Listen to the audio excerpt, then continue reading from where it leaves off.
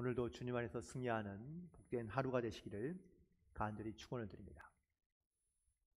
어느 카센터에 어떤 중년의 여인이 전화를 걸어서 물어봅니다. 여보세요. 제 차에 한 번도 보지 못한 표지등이 켜졌는데 이게 도대체 무슨 표지등이죠? 이게 어떤 표지등인데요? 라고 이렇게 카센터 직원이 묻자 그 여인이 말합니다. 사람이 똥 싸는 모양을 하고 있는 표시등이 켜졌어요. 그러자 그 카센터에 있는 직원이 한 20년 동안 내가 카센터에서 일했지만 그런 것을 한 번도 본 적이 없는데 그럼 한번 그 나타나는 그림을 사진으로 찍어서 보내주세요 라고 얘기하자 여인이요 그게 네 알겠습니다 보내드릴게요 라고 난 후에 잠시 후에 여자가 사진을 찍어서 문자를 보냈습니다. 이렇게 생긴 그림입니다. 그러자 다시 여자가 전화를 걸어서 물었습니다. 아니 이 표시등이 무슨 표시등이에요? 라고 이렇게 물었자 그 카센터 직원이 침착하게 이렇게 얘기합니다. 네, 영하 4도입니다 라고 말해주자 그 여인은 바로 전화를 끊었다는 겁니다. 그냥 언뜻 보면 정말 사람이 앉아있는 것 같은 그러한 모습이기도 합니다. 가끔 우리는 정말 우리가 뭘 보고 있는데 그런데 그게 진짜 아닌 뭔가 내 눈에 그냥 보이는 대로만 우리가 보일 때도 있고 또한 그렇게 생각할 때도 많이 있는 것을 볼 수 있습니다. 어느 한 이탈리아의 작은 마을에 마틴이라는 소년이 살고 있었는데요. 그 조그만 시골에 살던 이 마틴은 사실 대학교에 입학 허가를 받았지만 등록금이 없어서 일을 할 수밖에 없었습니다.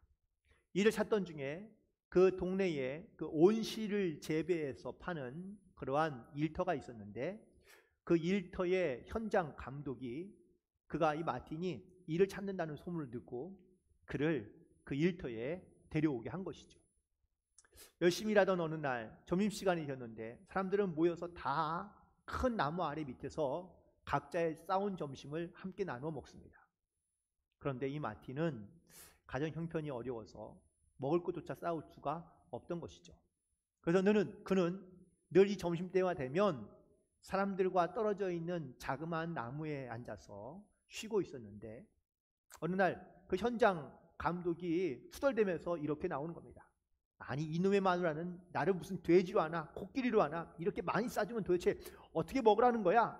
짜증을 내면서 그 나무 아래에 앉아있던 마틴에게 찾아와 우리가 같이 좀 샌드위치 좀 같이 먹을래나? 라고 이렇게 묻는 겁니다. 마틴은 배가 고픈데 즐거운 마음으로 이 현장 소장이 가져온 샌드위치와 빵을 먹으며 점심을 먹게 됩니다. 날마다 이 현장에서 또한 이 현장 감독이 가져오는 그런 샌드위치, 특별히 그 아내가 사모님이 싸주는 그 샌드위치를 이 마틴은 매일마다 먹을 수 있었고요. 현장 감독은 매일마다 이 아내를 불평하면서 함께 먹게 된 것이죠. 이제 한 달이 지나고 월급을 받는 날이 되었습니다. 그래서 사무실에 가서 한 달치 월급을 받으면서 거기서 일하는 격리 직원에게 말을 합니다. 현장 소장님의 감독님에게 고맙다는 말씀을 전해주시고 특별히 그 현장 감독님 그 사모님에게 아주 샌드위치 맛있게 잘 먹었다고 꼭 말씀 좀 전해주세요 라고 이렇게 얘기하자 격리 직원이 신기하게 쳐다보며 무슨 말씀이에요? 현장 감독님 사모님은 계시잖아요. 벌써 5년 전에 돌아가셨어요 라고 이렇게 얘기해 주는 겁니다. 그때에 마틴은 마음에 큰 감동과 그리고 충격을 받게 됩니다. 그 자그마한 배려와 마음에 큰 감동을 얻게 된 것이죠.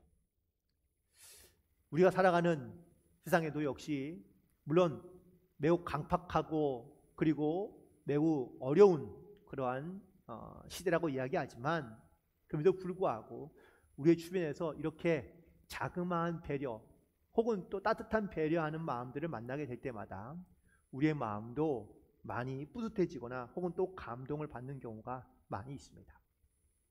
지금 우리가 살아가는 세상은 온통 마스크뿐입니다. 여기에 지금 앉아 계시거나 혹은 또 세상에 나가면 많은 분들이 다 마스크를 하고 다닙니다. 어쩌면 이제는 이 마스크는 우리 생활의 한 일부가 되었고 습관이 되었고 그리고 생필품이 되어 있습니다. 마스크를 착용하는 이유는 물론 자신의 건강과 또는 자기를 보호하기 위함이지만 동시에 다른 사람을 배려하는 마음이 그 안에는 포함되어져 있는 것이죠. 최근에 이 마스크를 대부분 많은 사람들이 쓰게 되면서 사실 마스크를 쓰고 있으니 사람을 구별하기가 쉽지 않습니다. 물론 자주 보는 사람들이야 마스크를 써도 금방 알 수 있지만 오랜만에 만나보는 사람들은요, 이 사람이 그 사람 같기도 하고 아닌 것 같기도 하고 긴 것 같기도 하는 그러한 착각 가운데 들 때가 많이 있습니다. 그래서 가까이 다가가고 나서야 그제서야 그 사람을 알아보는 경우들이 사실 많이 있는데, 어쩌면은 우리가 세상에 살아가면서 누군가를 알아본다는 것 또한 그 사람과 내가 많은 것들을 공유하고 있다는 것이 이것이 얼마나 소중한 것인지를 깨닫는 그러한 시대를 살고 있고요. 우리의 작은 습관 하나가 얼마나 큰 영향을 끼칠 수 있는지를 우리가 뼈저리게 느끼고 있는 그런 시대 가운데 살아가고 있습니다. 그렇다면 우리가 갖고 있는 믿음의 작은 영적인 습관들은 여러분들 과연 잘 지켜가고 계십니까? 만약에 우리 가운데 작은 영적인 습관들이 지켜지지 않는다면 어쩌면은 우리의 믿음에도 큰 영향을 끼칠 수 있다는 이 사실을 우리는 잊지 말고 우리의 작은 영적인 습관들을 잘 지키며 살아갈 수 있는 그런 저와 여러분이 되기를 간절히 소망합니다. 오늘 특별히 시편 27편에 있는 말씀을 가지고 함께 은혜를 나눌 텐데, 이 시편 27편에 기록한 다윗은요, 지금의 그의 상황과 형편은 매우 어렵고 힘든 상황 가운데 놓여져 있습니다. 그런데 이렇게 어렵고 힘든 시기에 어떻게 이 어렵고 힘든 시기를 잘 이겨낼 수 있는지를 아마 오늘 우리에게 보여주고 있는 말씀이지 않을까. 특별히 그는 오늘 본문에 있는 말씀 중에 하나님의 얼굴을 찾으라고 말씀하고 있고 또한 권면하고 있는데, 하나님의 얼굴을 찾아야 될 이유를 그는 크게 세 가지로 말하고 있는데, 첫 번째는 하나님에 대한 신뢰와 믿음으로 하나님의 얼굴을 찾아야 하며, 또한 두 번째는 하나님을 바라보며 사모함으로 하나님의 얼굴을 찾아야 되고, 셋째는 나의 기도와 그리고 기대를 가지고 하나님의 얼굴을 찾아야 한다는 것을 말하고 있습니다. 오늘 하나님의 얼굴을 찾는 자, 그런 사람들은 과연 어떻게 다른 삶을 살아가고 있는지를 함께 생각해 보며 은혜를 나누고자 하는데, 첫 번째 하나님의 얼굴을 구하는 자들은요, 바로 하나님에 대한 신뢰함이 남다르다는 것을 알 수 있습니다. 특별히 하나님의 얼굴을 구하는 자는 바로 세상에 있는 사람들을 혹은 세상을 두려워하는 것이 아니라 진정으로 하나님만 두려워하는 사람이라는 사실을 알 수 있습니다. 오늘 특별히 1절에 있는 말씀 가운데 시편 기자가 이렇게 이야기합니다. 내가 누구를 두려워하리요? 내가 누구를 무서워하리요? 그러니까 사람에 대한 두려움이 전혀 없는 그러한 믿음의 상태를 말하고 있죠. 우리 세상에 살아가면서 대부분 다 사람에 대한 상처를 가지고 살아가는 경우가 많습니다. 사람에 대해서 아주 큰 상처를 받은 사람들은요, 심지어는 그래서 사람을 만나기 싫어하고 사람에 대한 두려움이 생기기 시작하면 대인 공포증이 생기고 심지어는 공황장애까지도 오는 경우들이 종종 있습니다. 사람을 지나치게 의식하거나 사람을 지나치게 의존했다가 마치 우리 속담처럼 믿는 도끼에 발등 찍히는 이러한 고통과 아픔을 당하고 나면 사람이 두려워지기 시작하고 사람이 만나기 싫어하는 그런 상황 가운데 나아가는 것을 볼 수 있습니다. 오늘 시편에 있는 사실 이 다윗의 상황은 어떻습니까? 그의 원수들이 그를 죽이려 하고요, 또한 그의 대적들이 진을 쳐서 그의 생명을 위협하며 사람으로부터 받은 상처와 고통과 아픔들로 인하여 힘들어하고 있는 이러한 다윗의 모습을 볼 수 있습니다. 그런데 그럼에도 불구하고 오늘 본문에 있는 다윗은 나는 사람을 두려워하지도 않고 사람을 무서워하지 않는다고 고백하고 있는 이유는 그는 하나님에 대한 철저한 신뢰가 있기 때문이라는 것이죠. 그래서 그는 하나님만 두려워한다고 고백하고 있는 겁니다. 사실 다윗은 지금 자기를 죽이려는 사울 왕으로부터 도망다니는 중입니다. 하지만 처음부터 미워한 건 아니고요. 사울 왕도 다윗을 너무나 사랑했고 또한 아끼고 총애했습니다. 그런데 그 사랑이 미움과 의심으로 바뀌기 시작하자 사람에 대한 두려움을 가지고 이 다윗을 죽이려 했던 것을 볼 수 있습니다. 나중에는 군대를 동원해서 다윗을 죽이려고 수도 없이 시도해 보지만 하지만 그때마다 다윗은요 그 죽음의 길을 피해가는 겁니다. 그때마다 사울이 느꼈던 그런 두려움은 점점점 작아지는 것이 아니라 점점점 커지게 되었다는 것이죠. 사울은 이 다윗에 대한 두려움이 점점점 커지기 시작합니다. 그를 죽여야 한다는, 그래야지만 자기가 살 수 있다는 이러한 압박감 가운데 살다 보니 이 다윗을 어떻게든지 죽여야 하는 그런 두려움과 그리고 또 다른 사람에 대한 두려움을 가지고 살아가는 불쌍한 사울의 모습을 보게 됩니다. 과연 이 사울과 다윗 중 어떤 사람이 더 두 다리를 뻗고 잘 수 있는 편안함을 가지고 있을까요? 죽이려는 사울일까요? 아니면은 도망다니는 다윗일까요? 사울은 사람에 대한 두려움으로 가득했던 사람입니다. 하나님에 대한 두려움보다 사람에 대한 두려움으로 가득했던 사울. 그래서 그는 늘 사람을 의심하고 혹은 또 사람을 믿지 아니하고 그리고 사람과의 관계에서 매우 어려움을 겪고 있는 것을 볼 수 있습니다. 지금 많은 사람들이 어쩌면은 이 사람과의 관계에서 매우 어려움을 겪고 살아가는 경우들을 많이 볼 수 있습니다. 특별히 이 바이러스가 창궐한 이 시대에 살아가고 있는 우리들, 사람이 다가오는 것도 불편해하거나 두려워하거나 가까이 있는 것을 원치 않는 일들이 많아지고 있습니다. 올 한 해 물론 우리가 사람을 대하며 삶을 살겠지만 사람과 환경을 두려워하지 않고 하나님을 가까이 함으로 그리고 하나님을 온전히 두려워함으로 믿음 안에 담대하게 살아갈 수 있는 그러한 우리 모두가 되기를 주님의 이름으로 간절히 축원을 드립니다. 다윗은 이렇게 내가 사람을 두려워하지 않는 이유, 이 환경을 두려워하지 않는 이유를 1절에서 말하고 있는데 바로 여호와가 나의 빛이요 여호와가 나의 구원이시기 때문이라고 고백하고 있다는 사실입니다. 많은 사람들, 특별히 이 다윗은 많은 사람들에게 칭송과 존경을 받는 그러한 임금이기도 했습니다. 자, 그렇다면 이 다윗의 인생 가운데 맑음이 많았을까요? 아니면 흐림이 많았을까요? 대부분 다 왕이 되고 임금이 되어서 세상에 어떤 이런 부귀와 영화를 누리면 맑음이 많을 것이라고 생각합니다. 그런데 다윗의 인생에는요 대부분 많은 사람들이 그렇긴 하지만 맑음보다는 흐림이 훨씬 많았다는 사실입니다. 어릴 때에는 부모와 그리고 형제들로부터 무시받거나 아니면 버림받은 삶을 살았던 것이 다윗이었고요. 성장에서는 이렇게 사울 왕의 이 죽음으로부터 도망다닐 수밖에 없었던 다윗이었습니다. 물론 임금이 되긴 했지만 그가 또한 노년에는 자식들의 반역으로 말미암아 피난 다니며 또한 고생할 수밖에 없는 그러한 도망할 수밖에 없던 이러한 다윗의 모습은 사실 맑음보다는 흐림이 훨씬 더 많은 것을 볼 수 있습니다.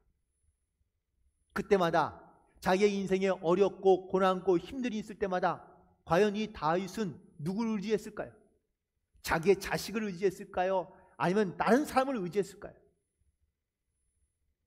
그래서 다윗은 시편에서 끊임없이 고백하기를 여호와는 나의 힘이시요 나의 구원이시요 나의 방패이시며 나의 빛이고 구원이시라고 반복하며 고백할 수밖에 없었다는 사실입니다. 오늘도 우리는 내 모든 상황과 처지에서 이 주님의 구원의 은혜와 빛 되심을 믿음으로 고백하며 이 주님을 바라봄으로 사모함으로 나아갈 수 있는 그런 우리 모두가 되기를 간절히 축원을 드립니다. 그리고 여호와의 얼굴을 찾는 자들은요 그래서 하나님을 바라봄이 다릅니다. 특별히 하나님을 사모하는 마음이 다르다는 것을 우리는 기억해야 할 텐데 이 다윗은 성전을 사모하며 예배를 사모했다고 고백하고 있습니다. 오늘 본문에 있는 말씀 가운데 4절, 특별히 이 말씀에 많이 집중해 보면은 여호와께 바라는 것 한 가지일 그것을 구하리니 곧 내가 내 평생에 여호와의 집에 살면서 여호와의 아름다움을 바라보며 그의 성전에서 사모하는 그것이라고 고백하고 있습니다. 이 다윗이 평생을 살아가면서 가장 바라고 원하는 것이 있었는데 그 중에 하나가 바로 이 여호와를 찬양하며 여호와의 성전에 사는 것을 가장 사모했다고 말하고 있습니다.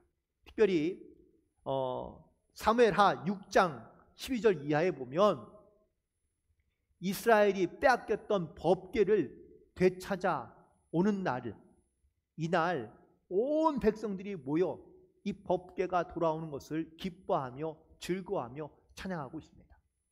그때에 이 다윗이 얼마나 기뻐하며 즐거워하는지, 그가요 밖에 나가서 법궤에 들어오는 그 모습을 보며 정말 자기의 생명을 걸듯이 춤을 추며 기뻐합니다. 그런데 너무 열정적으로 기뻐하는 이 다윗에게 부끄러운 일은요, 바로 아래 바지가 흘러내린 것이죠. 이 모습을 본 아내 미갈이 이 남편 다윗을 책망합니다. 아니, 왕이 되어서 체신 좀 지키지, 부끄럽지 않느냐고 이렇게 얘기하자, 그때 다윗이 이 미갈에게 이렇게 이야기합니다. 비록 천하게 보일지라도 나는 하나님을 찬양하는 일이라면 더 낮아지는 것도 미천해지는 것도 아무 상관하지 않겠다는 겁니다. 비록 자기의 신분은 임금이지만, 왕이지만 하나님을 찬양하는 일에 그는 왕이 아니라 하나님의 백성의 한 삶이라는 것을 그는 믿음으로 고백하며, 하나님을 이렇게 찬양하며 하나님을 예배하는 것이 얼마나 기쁘고 행복한 일이며 또한 내가 얼마나 사모하는 일인지를 가장 잘 보여주는 한 대목이라고 말할 수 있습니다. 더 나아가서 이 다윗에게는요 한 가지의 꿈이 있었습니다. 정말 그가 바라고 원했던 또 하나의 소원은 바로 성전을 짓는 것이었습니다. 역대상 22장에 보면 그가 성전을 너무너무 짓고 싶어서 성전을 짓기 위한 여러 가지 많은 모든 재료들을 다 준비합니다. 그런데 하나님께서 이 다윗에게 너는 성전을 짓지 말라고 명하십니다. 그 이유가 궁금해요. 왜 하나님, 내가 성전을 짓고 싶은데 왜 안 될까요? 라고 말하자 하나님께서 성전을 짓지 못하는 이유가 바로 네가 전쟁에서 너무 많은 피를 보았기 때문이라고 말씀하는 겁니다. 결국 이 다윗은요 성전을 짓기 위한 모든 재료들을 다 준비해 놓고도 그는 성전을 짓지 못했습니다. 결국 솔로몬 아들에게 그 성전을 짓는 것을 위임해 주면서 성전을 짓기를 부탁하는데, 그에게 마지막으로 부탁할 때 이렇게 부탁합니다. 아들에게 내가 준비한 모든 재료 위에 더하여 성전을 지으라고 부탁하며 그리고 성전 짓기를 포기하게 됩니다. 이처럼 다윗은요 자기가 그토록 바라고 원했던 일이지만 그가 그 일을 하지 못함에도 불구하고 그는 자기의 생명이 다하는 날까지 성전 짓는 모든 준비를 완벽하게 마친 것을 볼 수 있습니다. 이처럼 다윗은요 하나님을 사모하며 성전을 사모하는 마음이 매우 남달랐던 삶인 것을 알 수 있습니다. 하나님의 얼굴을 구하는 자란 바로 이처럼 하나님께 예배를 사모하고 하나님의 전을 사모하며 또한 하나님의 은혜와 말씀을 사모하는 성도의 모습인 줄로 믿습니다. 올 한 해 이렇게 성전을 사모하며 예배를 사모함으로 하나님께 더 가까이 나아갈 수 있는 그런 복된 한 해가 되시기를 간절히 축원을 드립니다. 그리고 마지막으로 여호와께 얼굴을 구하는 자들은 바로 하나님께 기도하며 또한 그 간절함이 남다른 것을 알 수 있습니다. 특별히 오늘 본문에 있는 말씀 가운데 7절에 보니까 내가 소리내어 부르짖는다고 말하고 있습니다. 이 시편 기자가 소리내어 부르짖는다는 이 말은 어떠한 행동과 모습을 표현하고 있는 말입니다. 하지만 단순하게 여기에 어떤 행동의 모습만 표현하는 것이 아니라 이 행동 속에서 그 마음의 간절함이 얼마나 나타나고 있는지를 우리는 잘 알 수 있는데, 어떤 분들은 이렇게 얘기하는 분들이 있습니다. 아니, 기도를 할 때 꼭 소리내어 큰 소리로 기도해야 됩니까? 물론 조용히 기도해도 하나님께서 분명히 다 들으시고 응답해 주십니다. 크게 기도해야만 하나님께서 들으시는 건 아닙니다. 하지만 조용히 기도하는 것과 부르짖어 기도하는 것에 혹시 간절함은 어떻게 훨씬 더 간절해 보입니까? 우리는 하나님 앞에 기도할 때 물론 얌전하게 혹은 또 큰 소리 내지 않고 하나님 앞에 간절하게 기도할 수 있습니다. 사람마다 좀 차이가 있긴 하겠지만, 하지만 그런데 정말 간절하면 어떻게 기도할까요? 자연스럽게 부르짖게 되고 하나님을 찾게 된다는 사실입니다. 누가복음 18장에 보면 바리새인과 그리고 세리의 기도가 등장하고 있습니다. 이 기도에 차이점이 좀 있죠. 첫 번째 기도의 차이점은요, 교만과 겸손의 차이입니다. 바리새인은 세리와 비교하면서 자기가 의로운 사람이며 거룩한 사람인 것을 말하며 자랑하며 기도합니다. 이건 기도가 아니라 교만에 가깝습니다. 자기의 자랑을 늘어놓는 것에 불과한 것이죠. 하지만 세리는 자기의 죄를 자복하며 회개하며 하나님 앞에 기도합니다. 이 모습이 바로 겸손의 모습이고, 또 하나님께서는 이 겸손한 기도를 들으시고 응답하신다고 말씀해 주고 있는 것입니다. 하지만 여기에 또 다른 차이가 하나 더 있는데, 바로 간절함의 차이가 이 두 기도에서 드러나고 있는 것을 볼 수 있습니다. 바리새인은요, 간절함이 없습니다. 그냥 자기가 하나님 앞에 자기가 했던 일들을 말하며 혹은 또 고백하는 혹은 자랑하는 기도이기 때문에 그의 기도에는 절대로 간절함이 묻어나지 않습니다. 하지만 이 죄인인 세리의 기도는 어떻습니까? 하나님 앞에 정말 자기의 죄를 자복하며 간절함으로 기도하고 있는 그러한 세리의 기도를 볼 수 있습니다. 이 모습을 보면서 나는 과연 어떻게 기도하고 있는가라는 것을 돌이켜봅니다. 물론 조용히 혹은 또 매우 경건하게 우린 기도할 수 있습니다. 하지만 기도의 모습과 기도의 내용도 물론 중요하겠지만 기도하는 우리의 자세입니다. 얼마나 내가 간절하게 하나님 앞에 기도하고 있느냐, 이 간절함의 차이가 하나님의 응답의 차이를 나타내고 있는 가장 중요한 그러한 기준이 되지 않을까요? 저는 여태까지 살아오면서 교회 목사님이 복권 1등에 당첨이 됐다는 이야기를 한 번도 들은 적이 없습니다. 간절함이 없어서일까 하는 생각도 들긴 하지만, 우리가 구하며 하나님 앞에 또한 기도하는 모든 기도 가운데 어떤 인간의 정욕과 인연의 욕망을 위해서 구하는 기도는 하나님께서 들으시지 않고 응답하지 않는다고 말씀하십니다.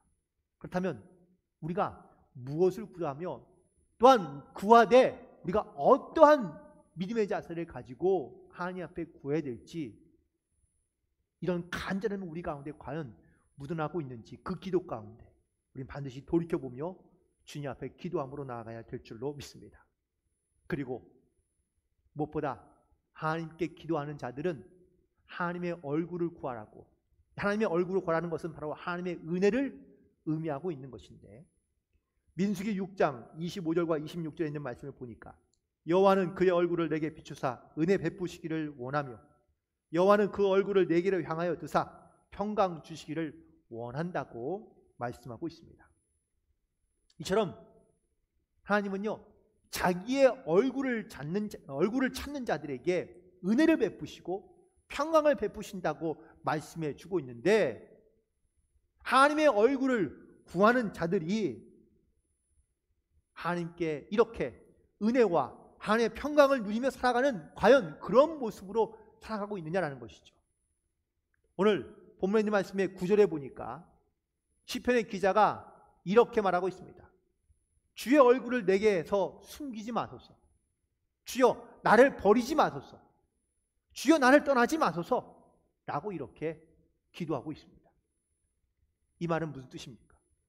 내가 어렵고 힘들 때 하나님을 찾고 하나님의 얼굴을 구하였는데 마치 나는 버림받은 것처럼, 하나님은 숨어 계신 것처럼, 나를 떠나신 것처럼 내 기도와 내 간구 가운데 응답하지 않으신다라고 이렇게 말하고 있는 겁니다. 어떻습니까?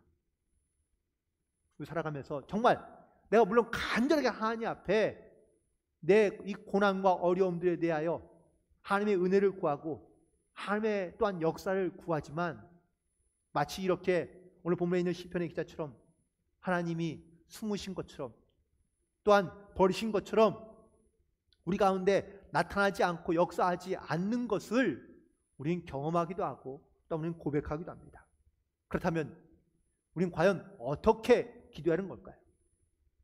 특별히 먼저 우리의 하나님 앞에 하나님의 은혜를 구할 때에 먼저 하나님의 임재하심을 믿음으로 구해야 한다는 것을 말하고 있습니다. 임재는 나와 함께 하신다는 것을 의미합니다. 즉 우리가 하나님을 구하여 찾는다는 것은, 하나님의 은혜를 내가 주님 앞에 간구한다는 것은 하나님이 나와 함께 하신다는 것을 완전히 믿어야 우리가 그 믿음으로 말미암아 하나님 앞에 나아갈 수 있다는 것을 말하고 있는 겁니다. 어린아이들을 키우시는 부모님들은 아시겠지만 어린아이들은요 늘 부모가 있는 것을 늘 확인합니다. 그리고 부모가 있는 것을 확인하고 나면 이 아이는요 용기가 생기고 담대함이 생겨서 그냥 자기가 하고 싶은 대로 합니다. 그런데 어린아이가 부모의 얼굴을 찾지 못하거나 부모의 얼굴을 만나지 못하면 아이는요 주저앉아 울고 맙니다. 더 이상 두려움에 혹은 불안감에 그 일을 하지 못한다는 겁니다. 우리가 하나님의 얼굴을 구하며 찾는 이유가 무엇입니까? 이 땅에 살아가면서 우리가 나의 믿음만, 나의 혹은 또 나의 능력만으로는 살아갈 수 없기 때문에 우리는 주님의 은혜를 구하고 주님의 얼굴을 찾는 겁니다. 그래야지만이 주님의 얼굴을 내가 만나야 믿음도 생기고 용기도 생겨나기 때문인 것이죠. 하나님의 얼굴을 구하여 여러분의 삶의 믿음이 회복하고 또한 용기를 회복하며 담대함으로 살아갈 수 있는 이런 하나님의 함께 하심을 믿고 나아갈 수 있는 우리 모두가 되기를 간절히 소망합니다.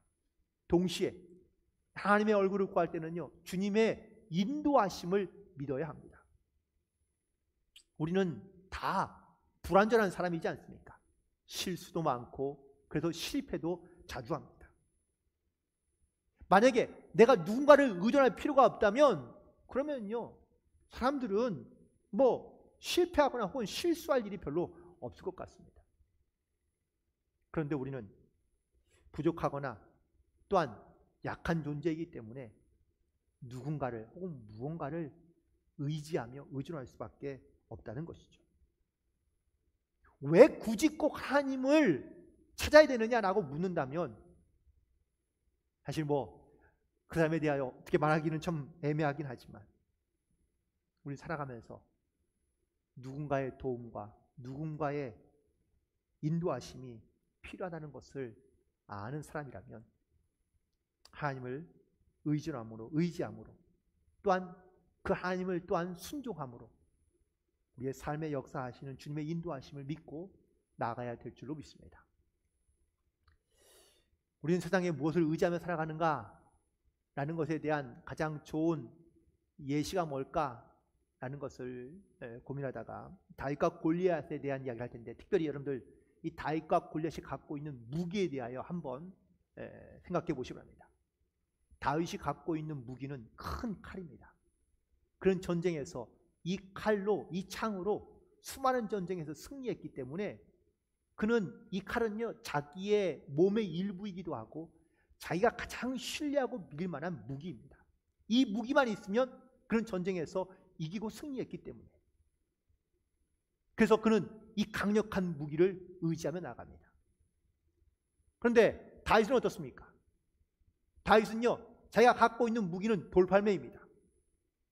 다윗도 마찬가지입니다. 이 돌팔매만 있으면 어떠한 사나운 짐승을 만나도 두렵지 않습니다. 다윗에게 이 돌팔매는 자기가 가지고 있는 가장 강력한 무기이며 이 무기를 철저하게 신뢰합니다. 자, 각자가 신뢰하는 무기를 들고 전쟁터에서 만났습니다. 이 둘이 싸우면 누가 이길까요? 자기의 무기를 신뢰하고 있지만 그 무기를 사용한다면 어쩌면은 경험치가 많거나 아니면 강력한 무기를 갖고 있는 골리앗이 승리할 수밖에 없습니다. 그런데 다윗이 이 전쟁에서 승리할 수 있었던 이유는 과연 뭘까요? 그게 무기 때문입니까? 아닙니다. 그의 무기에 하나님을 향한 믿음으로 그는 나갔기 때문에 그는 이 전쟁에서 이길 수 있었던 겁니다. 우리 세상에 살아가면서 자기의 실력과 자기의 능력을 가지고 이 땅을 이길 수 있다고, 또한 세상을 이길 수 있다고 말하는 사람들이 많습니다. 물론 자기의 능력도 중요하고 실력도 중요합니다. 하지만 성도라면 하나님의 인도하심을 믿고 하나님의 믿음으로 말미암아 우리가 이 땅 가운데 나아갈 때 이 땅에서 이 골리앗과 같은 여러 가지 많은 어려움과 환난 속에서도 믿음으로 승리하는 그런 삶의 증거들을 나타내며 살아갈 수 있게 될 줄로 믿습니다.